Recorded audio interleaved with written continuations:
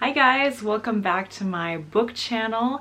I am back with a slightly different background, filming on a much better camera than I usually have. I was back at my parents' place over the holidays, but I really wanted to finish my 4-part 2021 book wrap-up series. So don't forget to give this video a like in the end and subscribe to this channel if you love book-related content and you're looking for books to add to your 2022 TBR. I already put out my most disappointing and my most surprising books of the year, and today we're finally gonna talk about the top 5 best books that I read in 2021. These books weren't published in 2021, I just read them in that year, and I'm not putting them in any particular order. I loved them all. I absolutely loved Everything I Never Told You by Celeste Ng. This story was so incredibly devastating, not in horror because this is contemporary fiction, but in the pain that every single character goes through.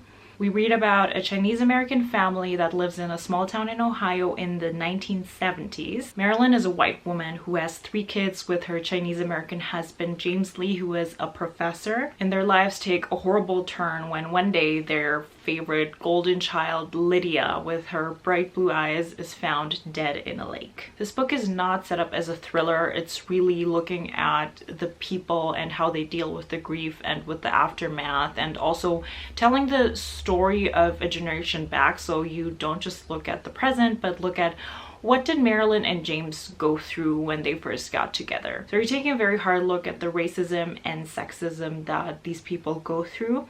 And this is the kind of multifaceted and very complicated story where everybody's at fault for something but is also a victim of another thing. And to a certain extent, I was able to relate to some of these issues as an immigrant kid myself. And it's very remarkable how the book doesn't just focus on one single person, be it the victim or a suspect, but every single family member is a 3-dimensional character, and it depicts the tragedy of the situation so well.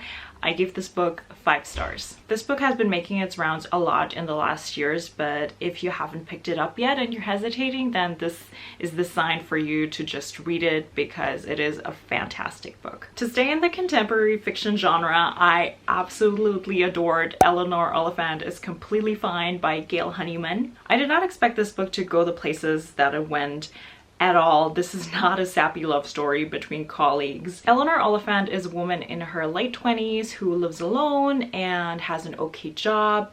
She's visibly lacking social skills and she doesn't have any meaningful relationships, be it platonic or romantic. And she kind of has a very questionable daily/weekly routine.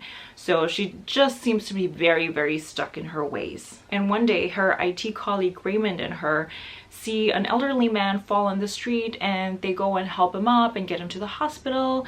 And that's kind of where the story starts to pick up a bit.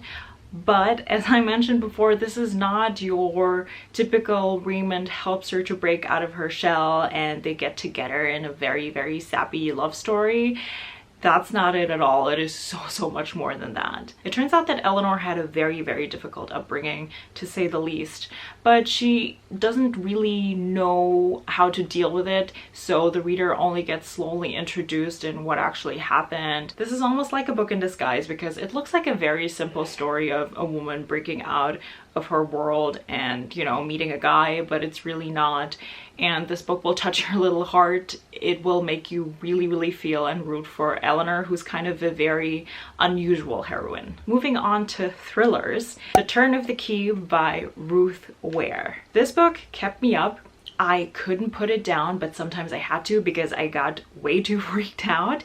This book is a retelling of The Turn of the Screw by Henry James. Our main character is Rowan, a woman in her 20s who takes on a position as a live-in nanny in the Scottish Highlands. So she takes care of 3 little girls in so-called Heatherbray House, which is actually a very modern smart house. And the book is actually letters that she writes to a lawyer from prison because during her stay, one of the girls turns up dead and she's trying to explain if and why she's innocent. I have a full review of this up on my channel where I explain why this book shook me to my core, although it's supposedly more a thriller rather than horror. A part of the charm is that you basically don't know until the end if what is happening is supernatural or not. And although this book terrified me, I just had so much fun reading it. I enjoyed it immensely, and I really recommend it to you. And I personally liked how this book wrapped up, although some people might disagree with me. The next book is the third and final book of a book series, so I am so happy that it made this list because it means that that whole story kind of ended on a high note. The Toll by Neal Shusterman. This is the third book of the Arc of a Scythe trilogy. If you thought you're done with any kind of dystopian story after watching Catching Fire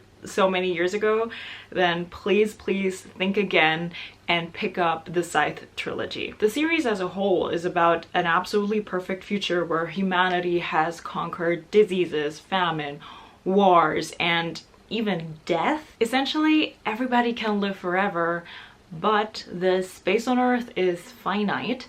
Thus, we have people called the Scythes who regulate the population by gleaning, which means killing people. It's a very honorable duty, and Scythes are very respected or even feared. And in book 1 we follow Rowan and Citra, who are teenagers who suddenly get chosen to be apprentices to become Scythes. And surprise surprise, even in the most perfect world there is just greed and hunger for power that threatens to destroy this world.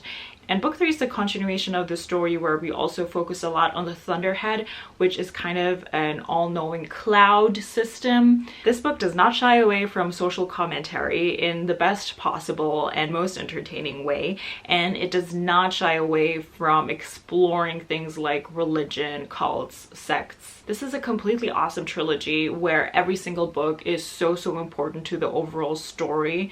It is full of twists and turns and curveballs that just get thrown at you out of nowhere, it feels like. This book was completely unputdownable, and it was just a perfect ending to this series. I did subtract 1 star for this book just because I felt like at times it was a bit slower than I would have liked it to be. A great series and a great book, and you will just get so frustrated at some of the characters and how outrageous some of their decisions are, and just fear for humanity while you're reading this book. And lastly, we're moving on to fantasy.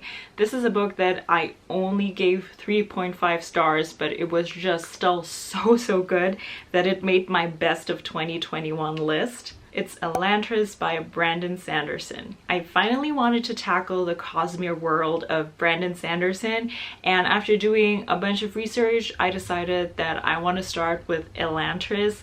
And I had very low expectations because a lot of people always mention how, you know, this being one of his, I think the first novel that he wrote, and also it's a standalone, it has its weak points, so I had very low expectations. So when I finally did pick this book up, it was shockingly good to me.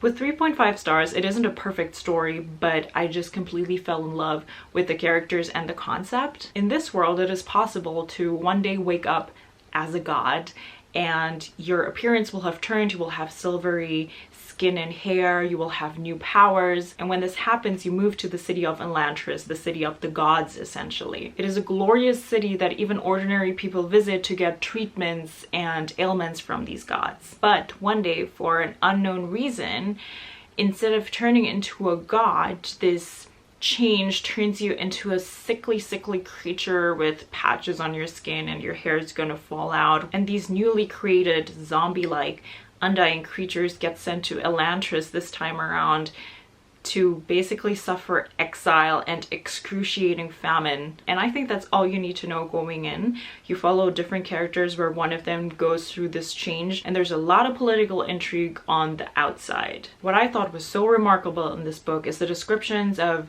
anger and this inhuman state that these creatures are in, and the emotional and physical pain that they endure every single day. There's this element that you explore of religious fanatics that I thought was just great and very entertaining. And also there's a bit of romance in this story, which I surprisingly super enjoyed. I know that I just said in my most disappointing books of 2021 that I really don't like any romance and fantasy novels anymore, but I think I enjoyed this one in here because essentially the people who were, you know, kind of a thing were technically apart, so there was no cringeworthy scenes. So I loved the overall ideas and the characters. The execution was okay, yet still super enjoyable. The book definitely had pacing issues. The first 300 pages do feel kind of slow in the world building, and in the last 100 or so pages there's just so much of the story crammed into. But nevertheless, I found myself bawling my eyes out in the end, so it was still very effective storytelling, and I can't wait to start the Mistborn trilogy next. So I absolutely adored Elantris. Those were my top 5 books of 2021 that I read, and I hope you had at least one book that you could add to your TBR.